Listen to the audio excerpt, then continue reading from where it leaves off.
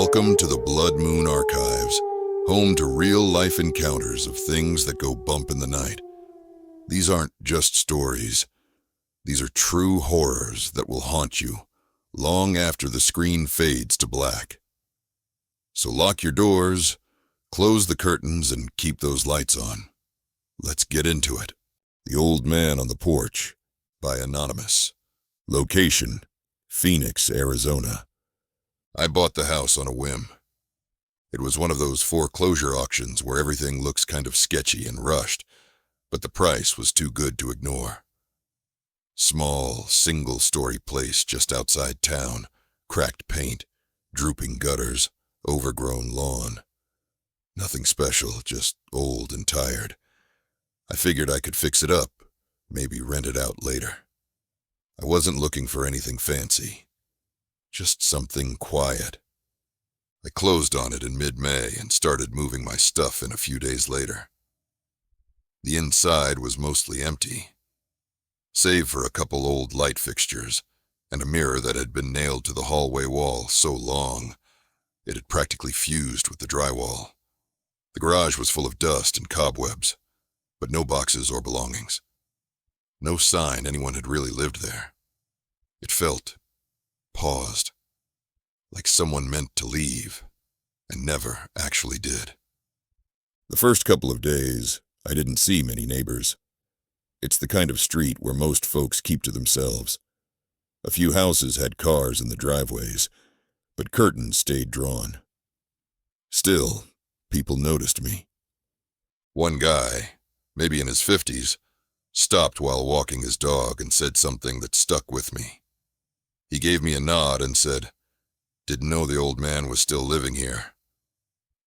I laughed a little and told him I'd just bought the place, but he just gave me this look, kind of puzzled, kind of unsure, and said,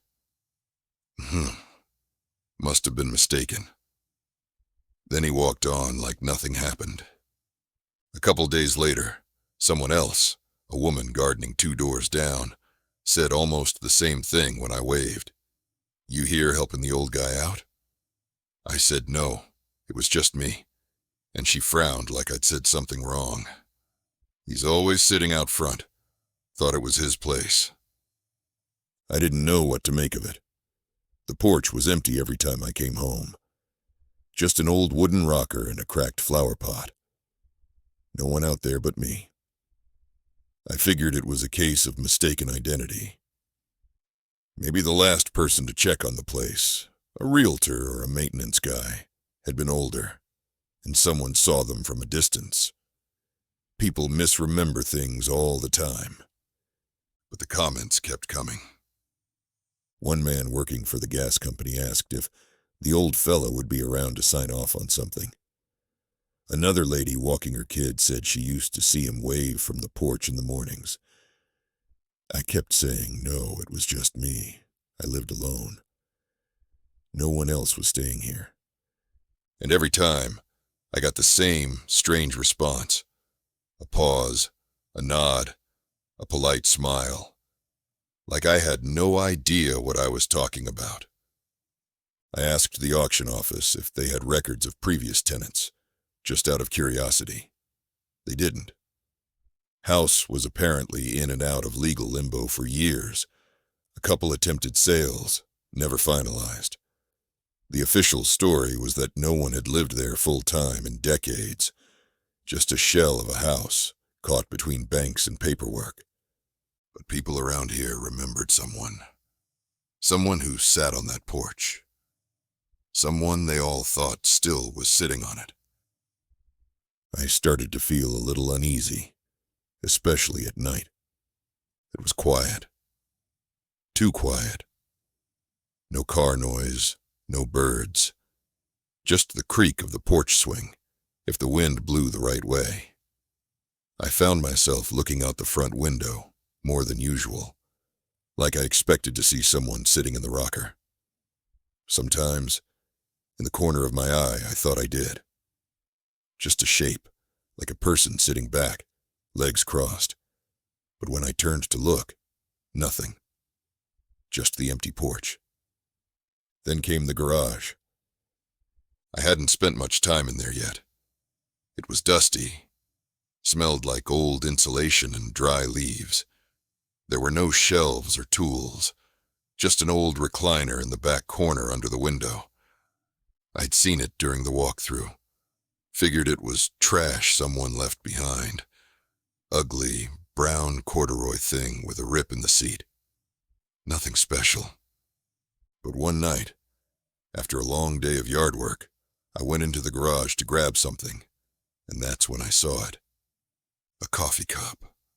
White ceramic, plain, no logo. Sitting on the armrest of the recliner. At first, I thought I must have brought it out myself. Maybe left it while cleaning and forgot. But when I picked it up, it was warm. Not lukewarm, fresh. Like someone had poured it just minutes earlier. I stood there in the half-dark, holding this warm mug in the middle of an untouched garage, heart thudding a little too hard. There was no coffee pot inside the house. I hadn't unpacked mine yet. I hadn't even bought coffee, and I was the only one with a key. I left the cup where it was. That night, I dreamed of footsteps. The sound of someone walking slowly across the porch. I kept waking up, thinking I'd heard the wooden boards creak. I got up 3 times to check the front window. No one there. Just the rocker, still and silent.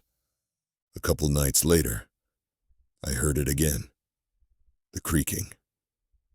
But it wasn't the wind. It had a rhythm. Back and forth. Back and forth. Like someone rocking. I didn't check the window that time. A few more days passed. I started keeping the curtains closed. I tried to ignore the weird feeling in the pit of my stomach, but it stayed with me. I even started keeping a notebook, trying to rationalize it. Maybe someone was sneaking onto the property. Maybe I was sleepwalking, leaving coffee cups in strange places. But deep down, I didn't believe that, because I started hearing other things too. The murmur of a voice, too soft to make out, but deep and low, like a man talking to himself. Sometimes I thought I heard it coming from the porch.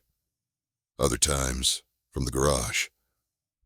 Once, I thought it was inside the house, right behind the hallway wall.